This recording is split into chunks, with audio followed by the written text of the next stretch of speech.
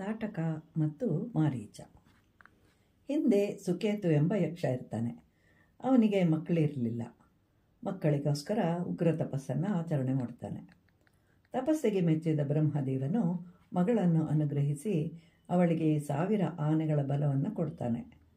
ಸುಕೇತುವು ರೂಪಸಂಪನ್ನಳಾದ ಮಗಳನ್ನು ಜುಂಬಪುತ್ರನಾದ ಸುಂದನಿಗೆ ವಿವಾಹ ಮಾಡಿಕೊಡ್ತಾನೆ. ಕಾಲಾನಂತರದಲ್ಲಿ ಮಾರೀಚನಿಗೆ ಜನ್ಮವನ್ನು ಕೊಡ್ತಾಳೆ. ಅವನು ಶಾಪದಿಂದ ರಾಕ್ಷಸನಾಗ್ತಾನೆ. ಅಗಸ್ತ್ಯರ ಶಾಪದಿಂದ ಸುಂದನು ಮೃತನಾಗ್ತಾನೆ.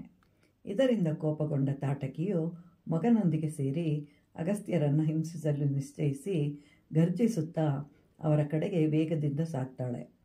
ಆಗ ಅಗಸ್ತ್ಯರು ಮಾರೀಚನಿಗೆ ರಾಕ್ಷಸತ್ವವನ್ನು ಹೊಂದು ಅನ್ನುತ್ತಾ ತಾಟಕಾಳಿಗೆ ನರಭಕ್ಷಕಳಾಗು, ನಿನಗೆ ಕರಾಳ ರೂಪವು ಉಂಟಾಗಲಿ ಅಂತ ಹೇಳಿ ಶಾಪವನ್ನು ಕೊಡ್ತಾನೆ.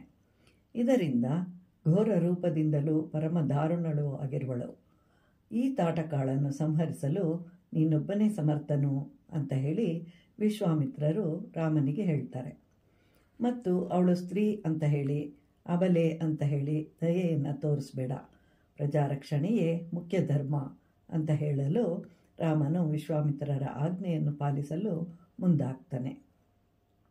ಧನುಸ್ಸಿನ ಮಧ್ಯಭಾಗವನ್ನು ಎಡಮುಷ್ಟಿಯಿಂದ ಬಿಗಿಯಾಗಿ ಹಿಡಿದು ಧನುಷ್ಟೇಂಕಾರವನ್ನು ಮಾಡ್ತಾನೆ.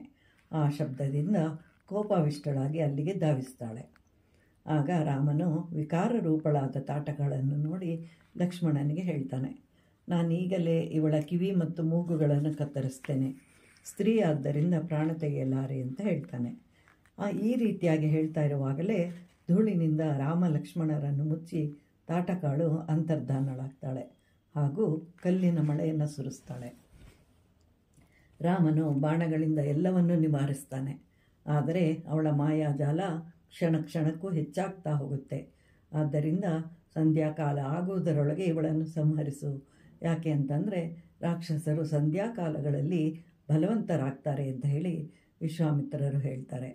ಅತಿ ಘೋರವಾಗಿ ಗರ್ಜಿಸುತ್ತಾ ಸಿಡಿಲಿನಂತೆ ಎರಗುತ್ತಾಳೆ ತಾಟಕ. ಆಗ ರಾಮನು ತಾಟಕಿಯ ಹೃದಯಕ್ಕೆ ಗುರಿಯನ್ನಿಟ್ಟು ಬಾಣವನ್ನು ಬಿಡ್ತಾನೆ. ಕೂಡಲೇ ತಾಟಕಿಯು ಕೆಳಗೆ ಬಿದ್ದು ಮೃತ ಹೊಂದುತ್ತಾಳೆ.